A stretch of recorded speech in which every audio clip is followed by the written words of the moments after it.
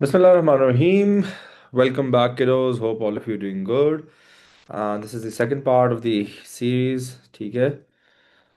And kiddos, आज की class में हम लोग करेंगे सुपरपोजिशन. बट सुपरपोजिशन तक पहुंचते पहुंचते ना, इन स्टेशनरी वेव्स तक पहुंचते पहुंचते बेसिकली सुपरपोजिशन में there is one topic is superposition and the other stationary waves. अच्छा, तो ये बेसिकली आप इसको अगर हम लोग नीचे फर्दर डाउन अगर हम इसको ब्रेक करें तो हमारे पास या तो सुपरपोजिशन है, सुपरपोजिशन, या दूसरा हमारे पास आता है स्टेशनरी वेव्स. अब स्टेशनरी वेव्स तो काफ़ी बात का टॉपिक है. आज हम कोशिश करेंगे कि हम एक अच्छे एक्सटेंट तक सुपरपोजिशन भी, if you are able to complete superposition, that will be a huge success to be honest. And I am gonna try my best कि ये मैं जो सारे के सारे टॉपिक्स हैं I can articulate them in such a chronological way कि वो आपके दिमाग में ना एम्बेड हो जाए. वाह गाइस, ज़्यादा अंग्रेजी निकल गई. Articulate, chronological, embed. कभी कभार बंदा अपने को सरप्राइज कर देता है. अच्छा, तो हमारे पास क्या है? सुपरपोजिशन. ठीक है. Now what is superposition? Basically superposition होती क्या है? It's very simple. When two waves overlap slash interfere, the resultant wave, resultant amplitude is the algebraic sum of the individual waves. ठीक है. Very simple कि when two waves overlap and inter or slash interfere, the resulting amplitude is the algebraic sum of the individual waves. Now what do I mean by algebraic sum? Algebraic sum basically होता है plus या minus. ठीक है. या तो plus या तो minus. Simple सी बात है, अगर मेरे पास एक वेव है which has an amplitude of A और मेरे पास एक दूसरी वेव है which has an amplitude of B, तो ए प्लस बी गाइस मेरे पास क्या होगा? ए प्लस बी, ये दोनों एक दूसरे के ऊपर आ गया, मतलब ए इधर आ गया. So it's simply going to make a new wave with an amplitude of c, right? Very simple. Basic algebraic sum है हमारे पास. ये तो I'm pretty sure सबको समझ आ गया होगा. और the other way round, कि अगर हमारे पास एक वेव इस तरीके से और दूसरी वेव इस तरीके से हो, and if this is A and this is B, इस केस में हम लोग क्या करेंगे guys? What will be the algebraic sum?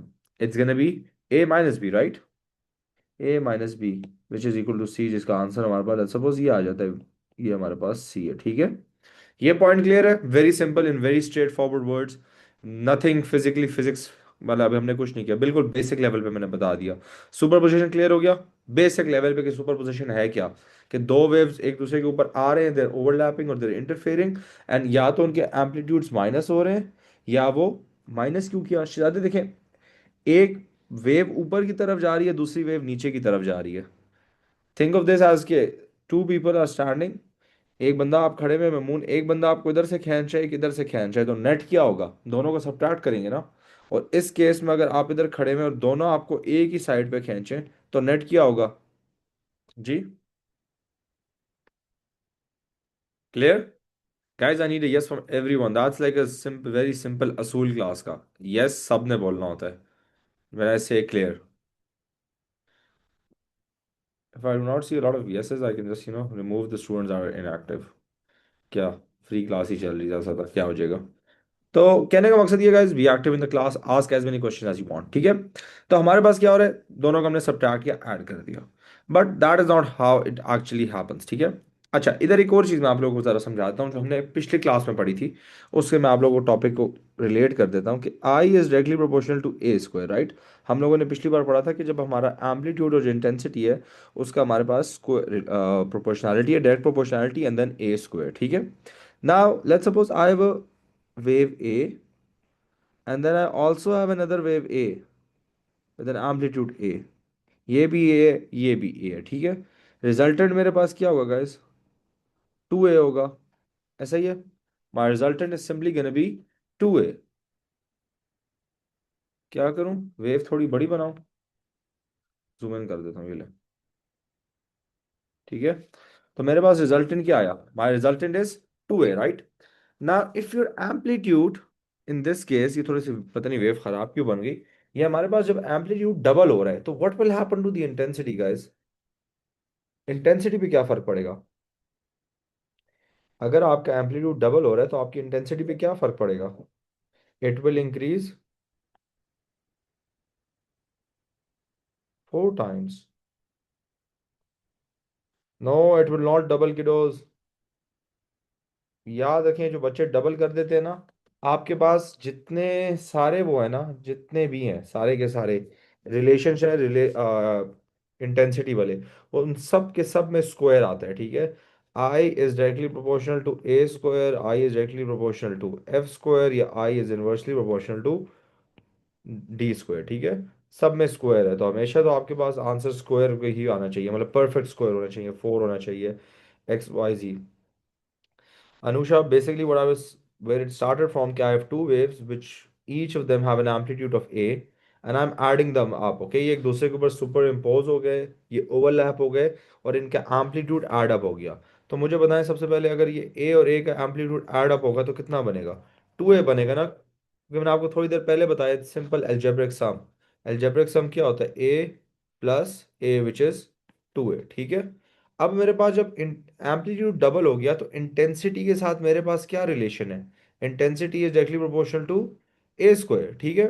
तो व्हाट विल हैपन, अगर मेरे पास एम्पलीट्यूड डबल हो रहा है तो I am just gonna substitute 2A over here instead of A, and my answer is gonna be 4A square. Frequency square, everything square guys, everything। ये सारे square हैं, ये याद रखें, ये सारे के सारे स्क्वायर्ड हैं। ओके।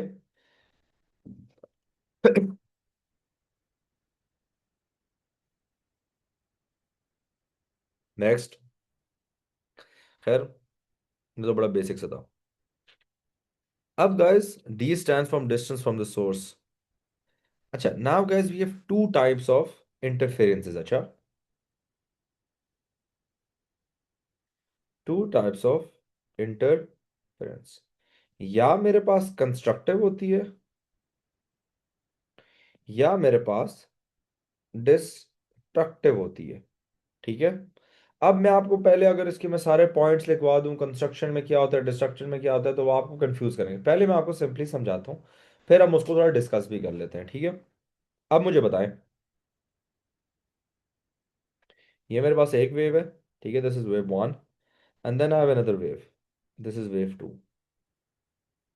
या जब ये दोनों एक साथ मिलते हैं तो इसका रिजल्टेंट हमारे पास बड़ा बनता है, and we can call it constructive interference. Constructive किस तरीके से होगी? जब कोई दो चीजें मिल रही हैं, कंस्ट्रक्ट हो रहा है, it is forming something bigger.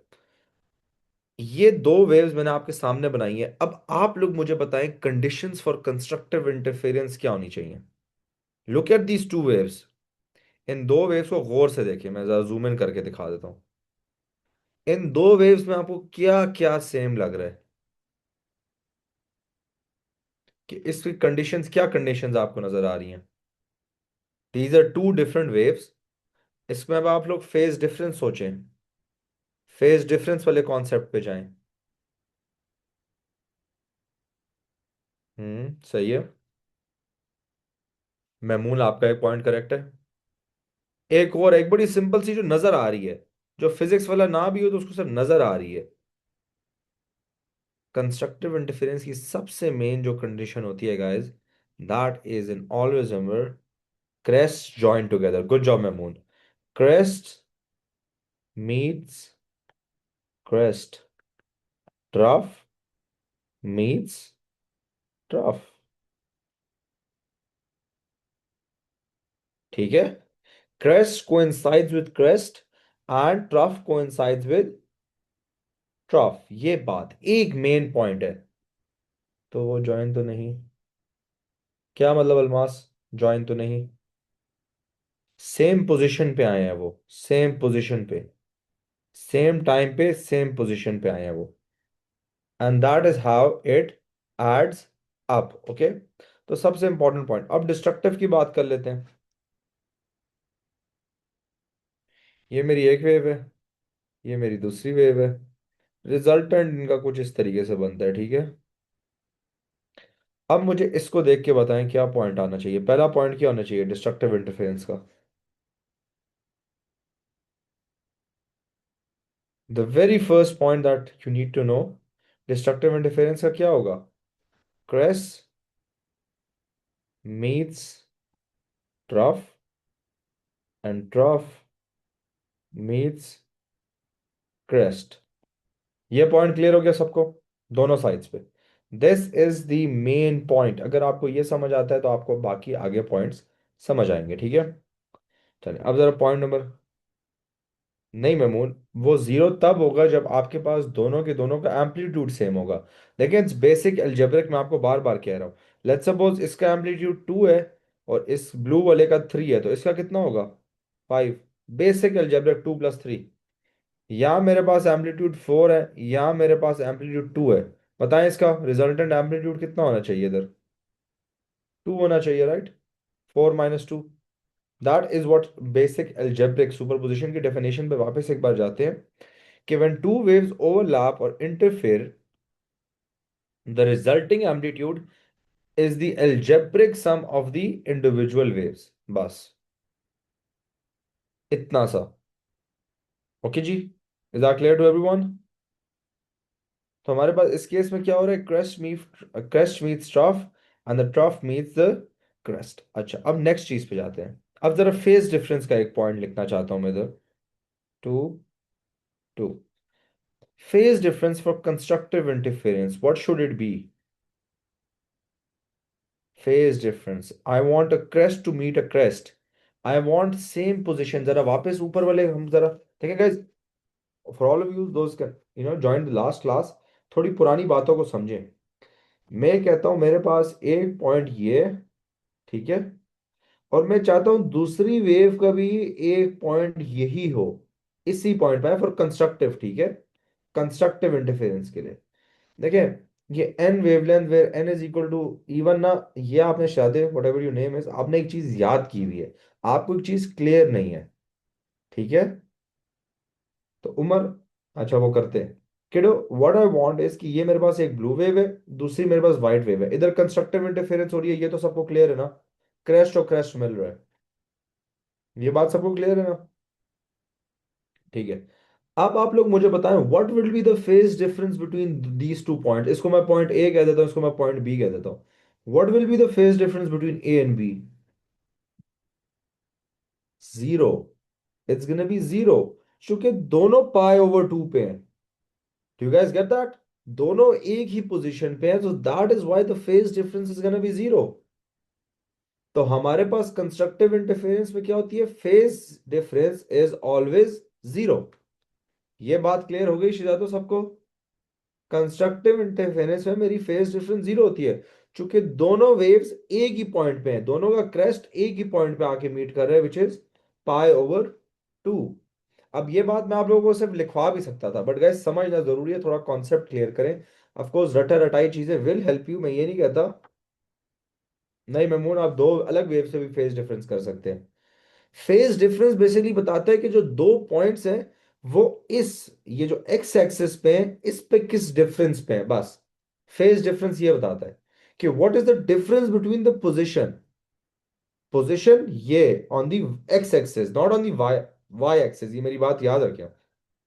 उसका एम्पलीट्यूड से कोई काम नहीं होता, उसका एक्स एक्सिस पे काम होता है। ये बात क्लियर होगी सबको? तो हम लोग नीचे जाके पॉइंट लिखते हैं कि the X axis is the phase, जो एंगल होता है आपके पास, और जो वाई एक्सिस होता है वापस एम्पलीट्यूड होता है। अच्छा, crest meets crest, trough meets trough, second phase difference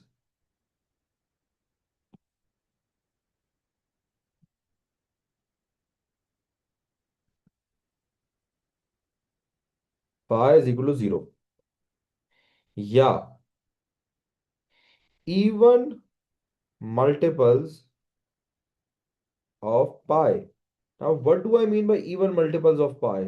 2 pi, 4 pi, 6 pi. याद है मैंने पिछली क्लास में आप लोगों को एक चीज बताई थी, वो क्या बात बताई थी? कि मेरे पास 2 pi is the same as zero, क्योंकि एक कंप्लीट वेव जब मैं आगे जाता हूं तो आई कैन आइदर से कि मेरे पास फेज डिफरेंस 2 पाई है, और आई कैन आइदर से माई फेज डिफरेंस इज 0। सही है? या 4 पाई के लिए भी सेम, दो वेव्स में आगे जाऊं तो या तो मेरा एंगल 0 होगा, या तो मैं 4 पाई कह सकता हूं, and 6 pi and so on, 8 pi and so on. ठीक है, तो it's also an even multiple of pi. ये बात क्लियर होगी? Is this clear everyone? Can you repeat that? Yes kiddo. देखिए, मैंने आप लोगों को पिछली क्लास में बताया था कि जो 2 पाई रेडियन का फेज डिफरेंस होता है, 2 पाई क्या होता है?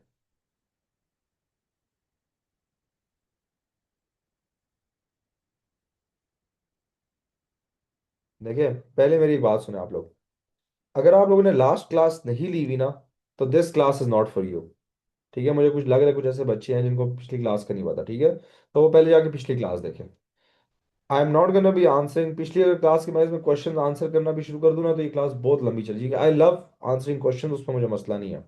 मगर जो बेसिक सवाल है वो मैं आपको बता सकता हूँ। जैसे आप लोग कह रहे हैं 2 पाई क्या होता है, 2 पाई 360 डिग्री। आप एक वेव पे हो, ये देखिए मेरे पास ये एक वेव है, और ये एक दूसरी वेव है। ठीक है, या इसको हम ज्वाइन भी कर ले। ये मेरे पास दूसरी वेव है। ठीक है, आप एक वेव से दूसरी वेव, ये क्या होता है? This is one wave length, right? One wave length is equal to 360 degree. एक पॉइंट से लेके दूसरे पॉइंट तक सेम पोजीशन पे आप जाते हैं, तो आपकी एक वेवलेंथ लगती है 360 डिग्री लगता है, या 2 पाई लगता है? 2 पाई रेडियन, रेड का जो हमारे पास सारा का सारा कॉन्सेप्ट है। ठीक है, अब जिसको रेडियन नहीं आते, अगेन वो जाके पिछली वाली क्लास देखें। तो हमारे पास यहाँ 2 पाई होगा, 2 पाई पे भी हम या तो जीरो लिख देते हैं, हम 2 पाई 4 पाई जीरो। इधर तक मुझे बताएं, ये कंस्ट्रक्टिव इंटरफेरेंस क्लियर हो गया? Is constructive interference clear everyone? Ishan, Hiba, Mahmoon, Mohammad ji. अच्छा, अब जरा वापस जाते हैं, उसी पेज पे जाते हैं, इधर दूसरा चलें, ग्राफ बना लेते हैं आप लोग की आसानी के लिए। अब मैं डिस्ट्रक्टिव इंटरफेरेंस चाहता हूँ।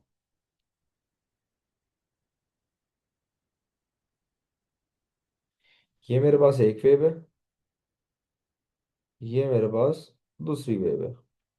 Again 0, पाई/2, pi, 3 पाई/2, and 2 pi.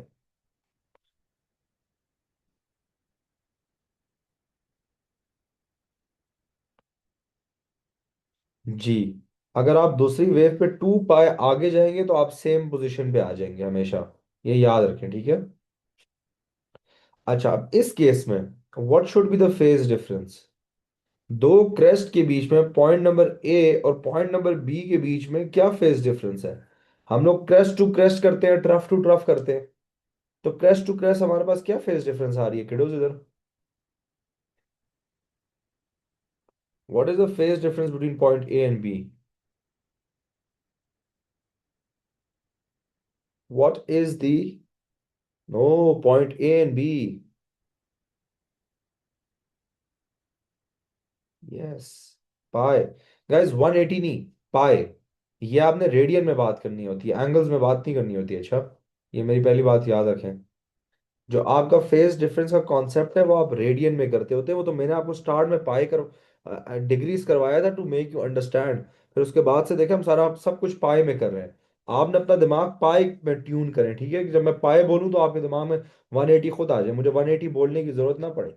So A B का होगा 3 पाई/2 माइनस पाई/2। तो इसका आंसर आ जाएगा मेरे पास पाई। सही है?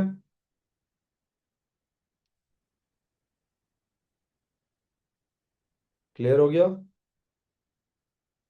तो मेरे पास क्रश, अब ट्रफ में भी देख लेंगे। अगर मैं ट्रफ में, ये मेरे पास पॉइंट सी और ये मेरे पास पॉइंट डी है, तो सी डी में मेरे पास कितना आएगा फेज डिफरेंस? इधर भी मेरे पास पाई ही आएगा। तो याद रखें कि फेज डिफरेंस इज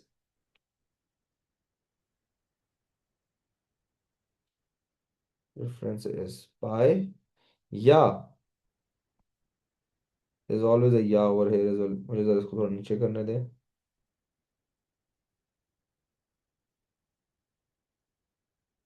या it's a odd multiple of pi.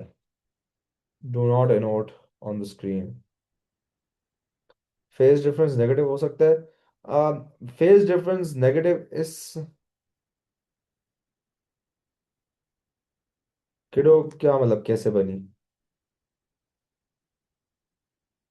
ये बनी हुई है डायग्राम आपके पास। एक का क्रस्ट मिल रहा है, एक का ट्रफ मिल रहा है। That is what is happening over here.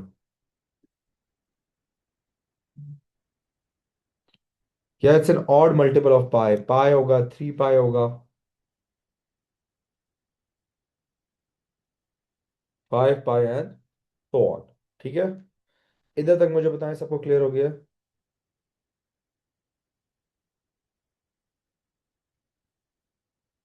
Decimal हमारे पास कोर्सेज में नहीं होते।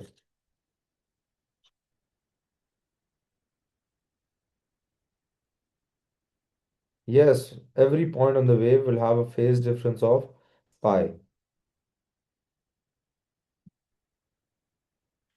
जिन जिन बच्चों को अभी ये नहीं समझ आ रहा ना कि एक्चुअली होता कैसे, think of this. Constructive interference में दो बंदे आपको खींच रहे हैं towards the same side.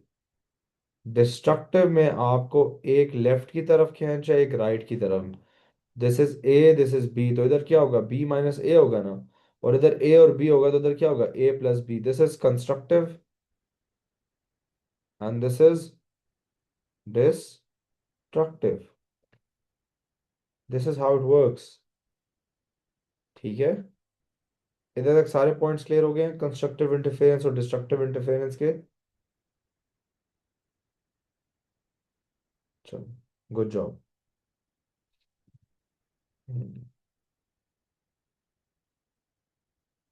Everyone.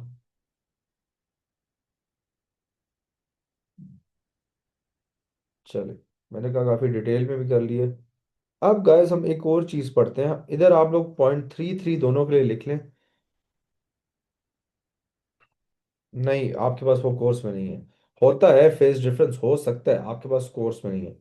अच्छा, थर्ड पॉइंट के लिए जगह छोड़े। अच्छा, आप सारे लोग लीव लाइक 3 लाइन्स और 4 lines for that.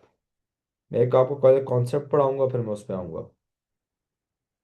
Path difference. Path difference, जिसको हम डेल्टा लेमडा भी कहते होते हैं, सही है, चेंज इन वेवलेंथ। या इसका पार्ट डिफरेंस हम पीडी लिखते होते हैं। ठीक है, इसका कोई एक्चुअली साइन नहीं होता। ठीक है, अलग अलग एनोटेशन टीचर्स यूज करते हैं, बट हम लोग पीडी लिखेंगे। अच्छा, path difference. Part difference is basically the difference in the distance travelled, लिख लें। In the distance travelled by two waves in terms of wave length. ठीक है, इन टर्म्स ऑफ लैम्डा बेसिकली। मैं एक सेकंड आता हूँ।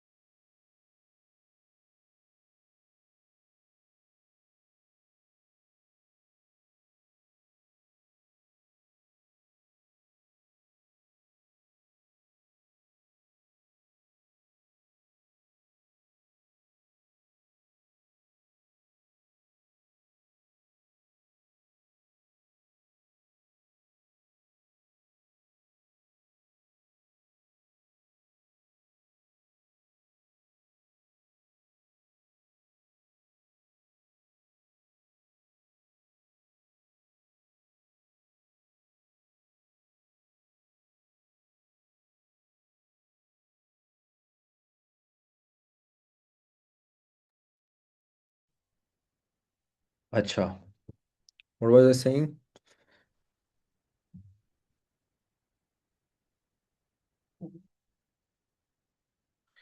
सब करेंगे आज एक एस्थेटिक सी फोटो लेते हैं अपने लिए अपलोड करने के लिए।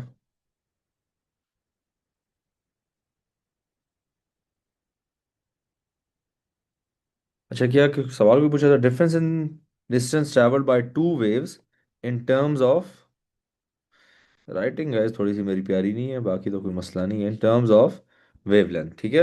ये लिखें जरा, मुझे एक सेकंड आप लोग देंगे फिर से।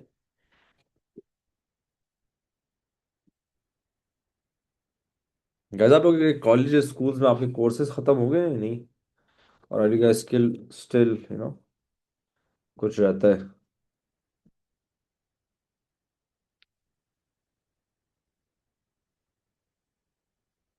ऑल डन, चले नाइस। वेव्स नहीं किया, अच्छा। बाकी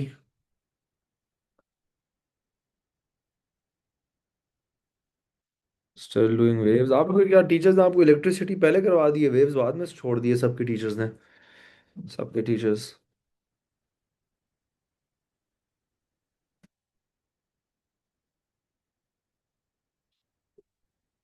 हम्म। Waves।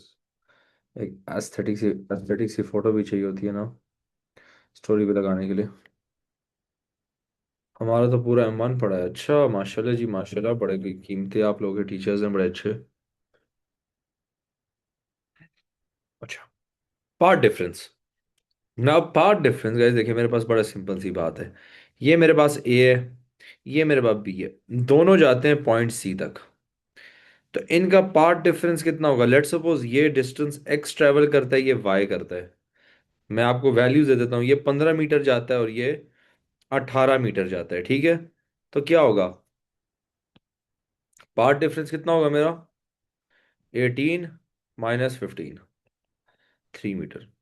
सिंपल, ये हमारे पास पार्ट डिफरेंस होता है। बट इधर एक से बात है इन टर्म्स ऑफ वेवलेंथ।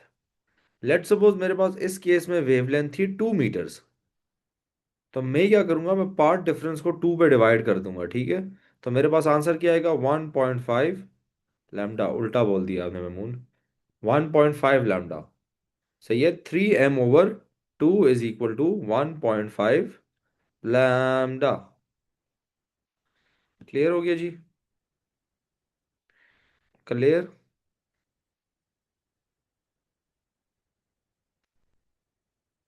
परफेक्ट, ठीक है, वेरी सिंपल। एक और मैं क्वेश्चन करवा देता हूँ बेसिक सा। ये लेट्स सपोज वैल्यूज चेंज कर लेते हैं। अब मेरे पास है 22, एंड यहाँ मेरे पास है 33, या 4 कर लेते हैं, ठीक है। 34, 22, 34। एक हमारे पास वेव जो है वो 22 मीटर्स ट्रैवल कर रही है, दूसरी वेव मेरे पास कितना ट्रैवल कर रही है? 34। मेरे पास पार्ट डिफरेंस क्या होगा? मेरे पास पार्ट डिफरेंस कितना होगा किडोस? 34 - 22।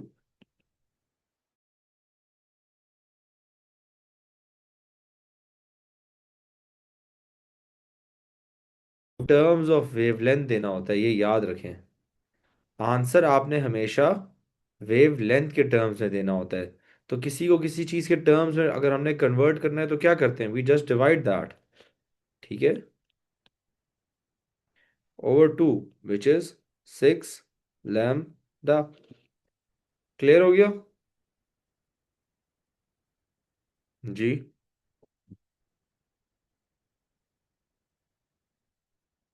Everyone clear?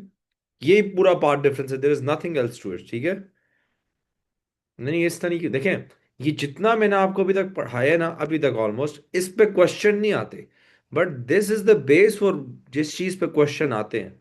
क्वेश्चन आपके डिफ्रैक्शन ग्रेटिंग पे आता है, आपके पास यंग्स डबल स्लिट स्लिट पे आता है, आपके पास स्टेशनरी वेव्स पे आता है, आपके पास एक्स वाई जी जो हम लोगों ने अगली क्लासों में पढ़ने हैं। बट आपकी बेस ही नहीं होगी तो आप अगली क्लास कैसे लेंगे? ठीक है, रट्टा रटाए पे करना है तो उसमें उम्र आपने टू नहीं समझना, आपने वेवलेंथ देखें, think of this as the, मैंने वेवलेंथ से डिवाइड किया उसको, ठीक है। टू तो एक एग्जाम्पल है ना, तो 10 भी हो तो आप 10 से डिवाइड कर लेंगे, 5 हो तो आप 5 से डिवाइड कर लेंगे, ठीक है। आप वेवलेंथ से बेसिकली डिवाइड करते होते हैं, पार्ट डिफरेंस को जो वेवलेंथ से डिवाइड करते हैं तो आपके पास part difference in terms of lambda आता है। आपने हमेशा इन टर्म्स ऑफ लेमडा ही देना होता है। Your answer is all has to be in terms of lambda. Always always always लिख लें ये आंसर अपनी बात। ऑलवेज इन, ये वैसे मैंने ऊपर लिखा हुआ है, इसको जरा दो तीन बार गाइस इधर ऐसे लाइनें बना देंगे, ये याद रहे। ठीक है। ये जो शहजादे अभी ज्वाइन कर रहे हैं माशाल्लाह से, माशाल्लाह, अच्छे बच्चे हैं guys। ये क्लियर हो गया सबको? आई need a yes from everyone, जल्दी से। अच्छा, अब आखिरी चीज, और ये चीज समझना बड़ा जरूरी है।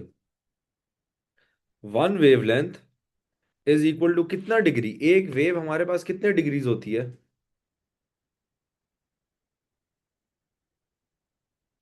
360 डिग्री एंड 2 पाई रैड। ये चीज गाइस बस अपने दिमाग में बिठा लें। अब जरा थोड़ा सा और भी वाले बना लेते हैं कि आपके लिए आसानी हो जाए। 0.5 लैम्डा किसकी इक्वल होगा? 180 एंड पाई रेडियन। ऐसा ही है जी, ऐसा ही है ना सबको? मैंने सबको डिवाइडेड बाय 2 कर दिया ऊपर। ओके, ये लिख लें, सब दोनों नोट कर लें। हम ऊपर जाते हैं, पॉइंट नंबर 3 लिखते हैं। आज की क्लास छोटी रखेंगे, पॉइंट नंबर 3 करके खत्म कर देंगे, ठीक है।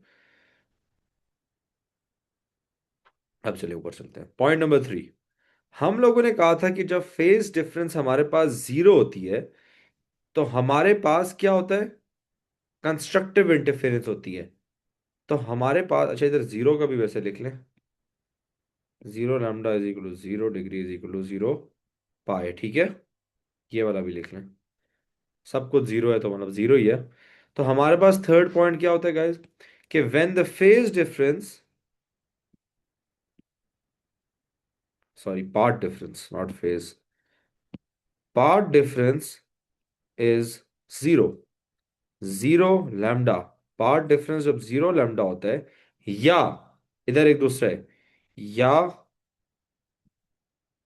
इंटीजर, इंटीजर का क्या मतलब है? n लैम्डा, फिर n इज एन इंटीजर, मतलब 1 लैम्डा है, 2 लैम्डा है, 3 लैम्डा है। जब हमारे पास पूरा नंबर है, 1 लैम्डा है, 2 लैम्डा है, 3 लैम्डा है, तो मेरे पास क्या होगा? कंस्ट्रक्टिव इंटरफेरेंस होगी। समझ आ गई?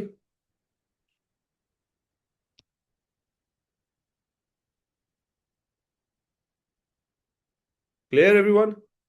क्योंकि 1 lambda is equal to 2 pi, 2 lambda is equal to 4 pi, 3 lambda is equal to 6 pi. ऊपर आए, ये देखें, 2 पाई, 4 पाई, 6 पाई, ये मैंने लिखा हुआ है इधर। अब 3, इधर वाला पॉइंट क्या होगा, कि जब माई पार्ट डिफरेंस इज,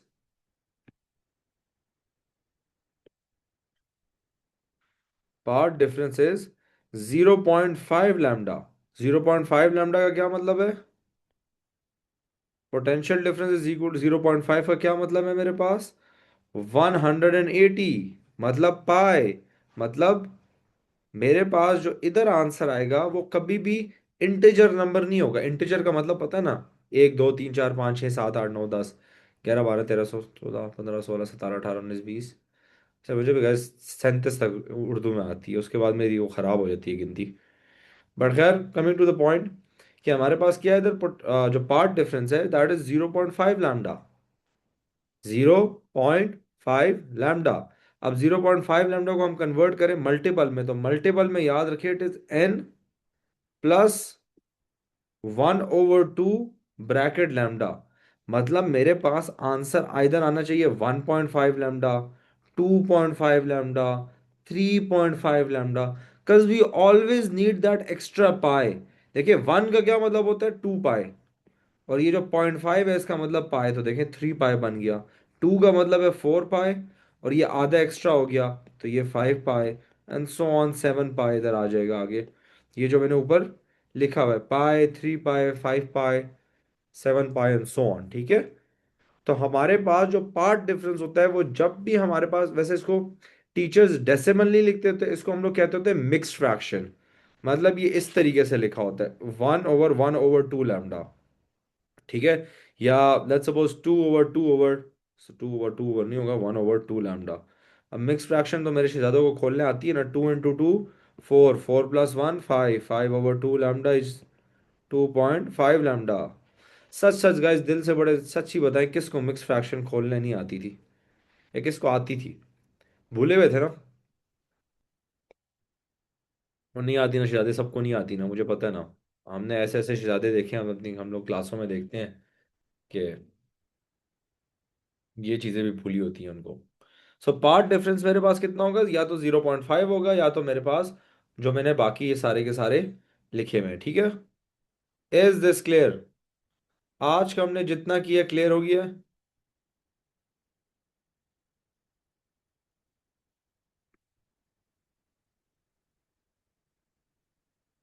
चलें, दैट विल बी इट।